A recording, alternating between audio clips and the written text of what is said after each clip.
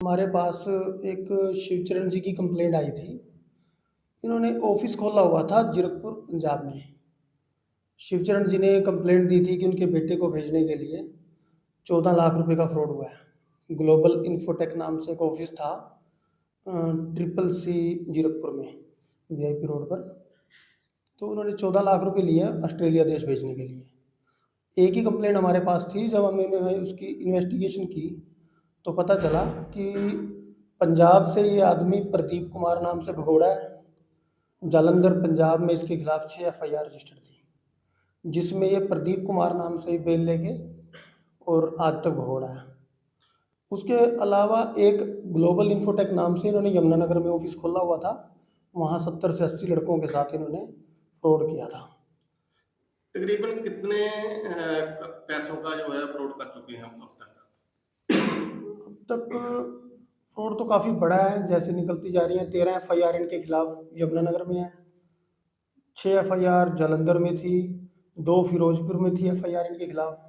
जैसा कि हमने पहले भी बताया था कि पंजाब में बहुत दिनों से, करीब ये 2016 से काम कर रहा था, और हरियाणा में इसने 2024 दिसंबर में काम शुरू किया था यमुनानगर में।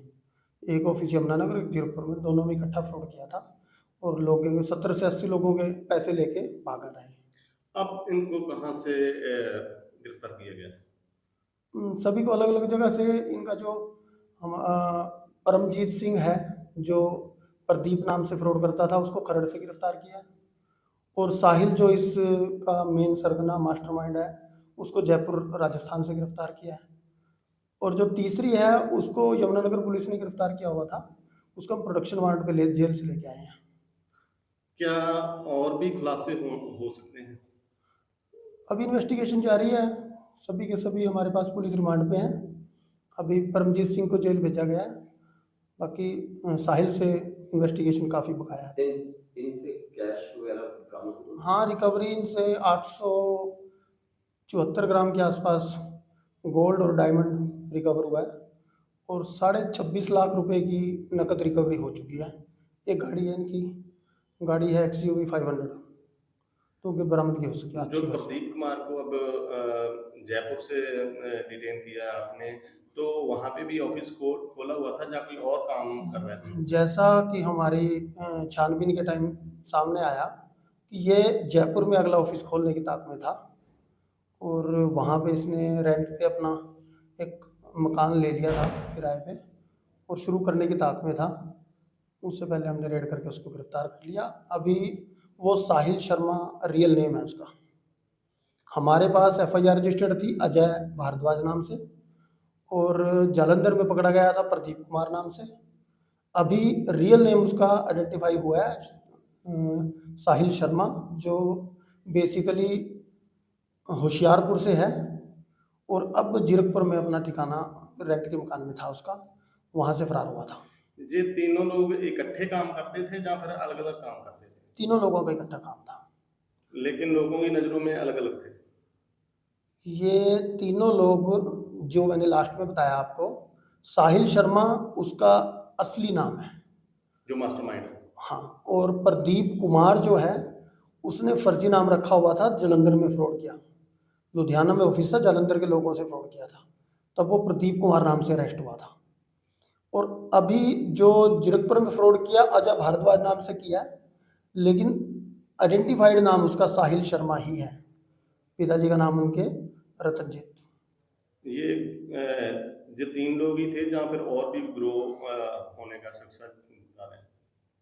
अभी कुछ नाम सामने आए हैं, इन्वेस्टिगेशन चल रही है, जल्दी गिरफ्तार करेंगे उनको भी। सर, उन लोगों को क्या कहना चाहेंगे जो इनके शासन में आ जाते हैं? कैसे मालूम पड़ेगा जो काम सही तरीके से करते हैं? जी, मैं लोगों को ये बात बताना चाहूँगा, जब भी आप किसी को पेमेंट देते हो तो आप एविडेंस ज़रूर उनके खिलाफ रखें।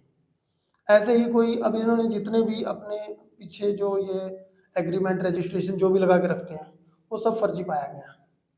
उसमें उन्होंने खुद एक्सेप्ट किया है कि हमने ये सब जाली तैयार किया था खुद ही। तो हम उन पे इस तरह विश्वास नहीं कर सकते। मैक्सिमम जो इमिग्रेशन एजेंट बैठे हैं, वो हमेशा अपना झूठा नाम बताएंगे। अगर आपने उनको पेमेंट देनी है तो पहले उनकी ओरिजिनल आइडेंटिफिकेशन जरूर चेक करें और उनके अकाउंट में ही पेमेंट दें, कैश की ट्रांजैक्शन ना करें। वैसे सर कस्टमर को सेटिस्फाई कैसे करवाते थे?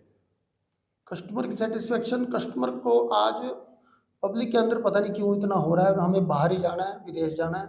बच्चे अपने दोस्तों को देख के अपने माँ बाप के ऊपर प्रेशर बनाते हैं और माँ बाप अपनी प्रॉपर्टी बेच के या किसी तरह उनको पेमेंट देते हैं।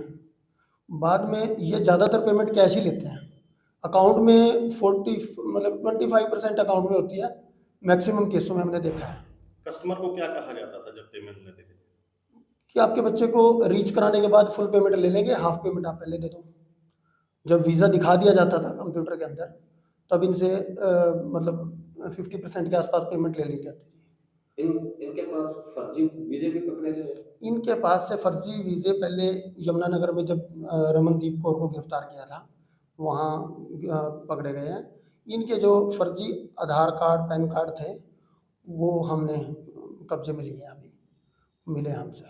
सर लोगों को कैसे मालूम पड़े कौन सा डॉक्यूमेंट देखना चाहिए? लोगों को जो बाहर जाने की रहते हैं उनको क्या डॉक्यूमेंट जैसे ये फ्रॉड जो हुआ है, ये वर्क वीज़ा के आधार पे हुआ है।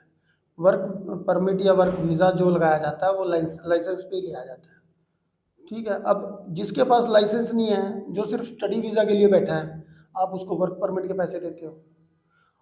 इनका काम सिर्फ होता है कंसल्टेशन का, ये कंसल्टेशन फ़ीस ले सकते हैं और आपकी जो एम्बेसी को फ़ीस कटनी है वो आपके अकाउंट से कटनी होती है। रियल्टी क्या करते हैं, रियल्टी तो होनी चाहिए, ये सारी पेमेंट दे देते हैं कंसल्टेंट को। अब वो अपनी मर्जी से एम्बेसी को 2 लाख दे रहा है, 200 दे रहा है, वो इनको नहीं बताया जाता फ़ीस कितनी कटी है। तो ये देखने की चीज़ है कि एम्बेसी की फ़ीस एम्बेसी को जाए, कंसल्टेशन फ़ीस आप तय करके दो उसको।